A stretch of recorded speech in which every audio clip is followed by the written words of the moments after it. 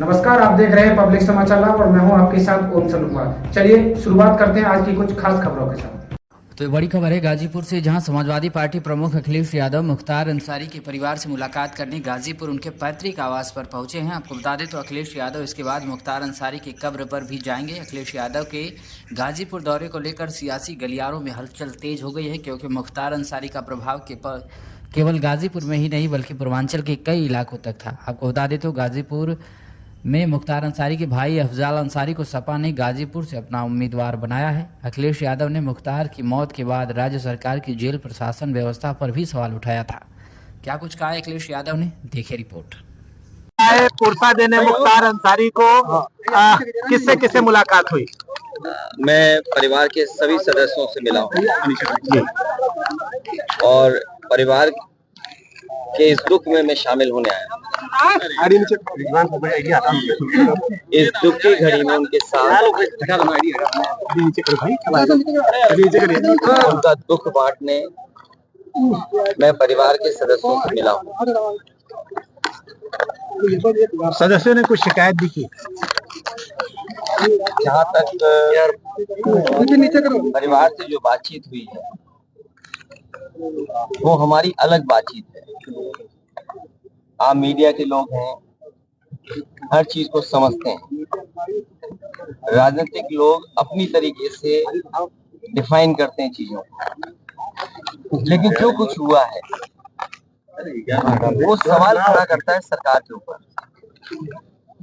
जो घटना हुई जेल के अंदर, उन सवालों का जवाब सरकार के पास नहीं है।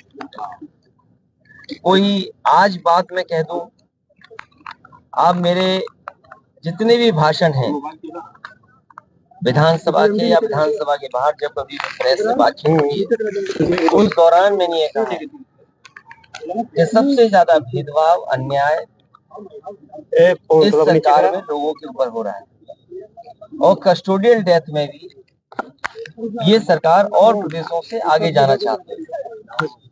आपको याद होगा, मैं बलिया में जब आया था, एक व्यापारी परिवार से मैं मिला था। उसकी शिकायत ये थी, पुलिस प्रशासन जानता था, सूदखोर उस पर दबाव बना रहा था। लाइव उसने अपनी जान दे दी थी, लाइव जान दी थी।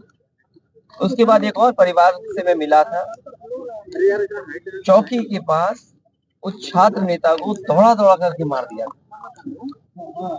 जेल में घटना होना, थाने में घटना होना, मुख्यमंत्री आवास के सामने न्याय के लिए आत्मदाह कर लेना, तहसील के आगे जाकर के लोगों का या किसी को न्याय नहीं मिला उसने आत्मदाह किया है, जाने गई हैं और इस सरकार को कोई परवाह नहीं है।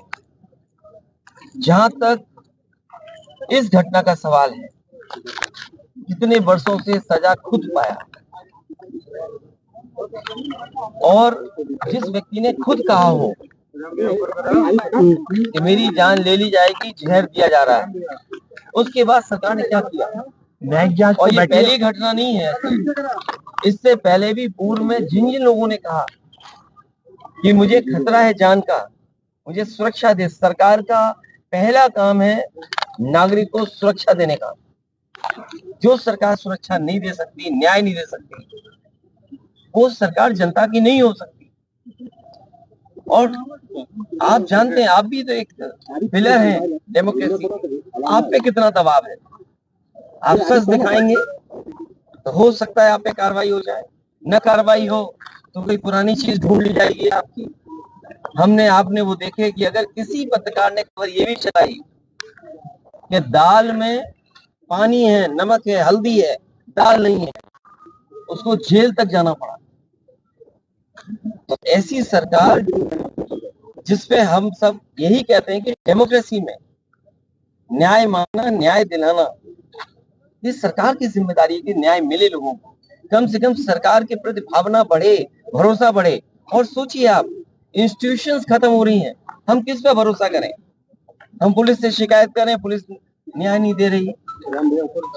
हम किसी अधिकारी से बात करें, अधिकारी न्याय जनता को नहीं दे रहा। तो इन इंस्टीट्यूशंस को खत्म किया, ये आरोप कोई हम लोग नहीं लगा रहे हैं। क्या हमने आपने नहीं पढ़ा कि गवर्नर रहे जम्मू कश्मीर के, उन्होंने कहा ये आखिरी चुनाव डेमोक्रेसी का, अपने वोट से बचा लो। अगर वोट से डेमोक्रेसी नहीं बची तो डेमोक्रेसी हमेशा हमेशा के लिए खत्म हो जाएगी। इसीलिए इंस्टीट्यूशंस को खत्म कर रहे हैं। हम किस पे भरोसा करें? इस सरकार ने भरोसे को और सच्चाई को मारा है। सर, मुख्तार अंसारी की जिस तरह से मौत हुई और परिवार ने और खुद मुख्तार अंसारी ने आरोप लगाया, क्या सीबीआई जांच की मांग करेंगे?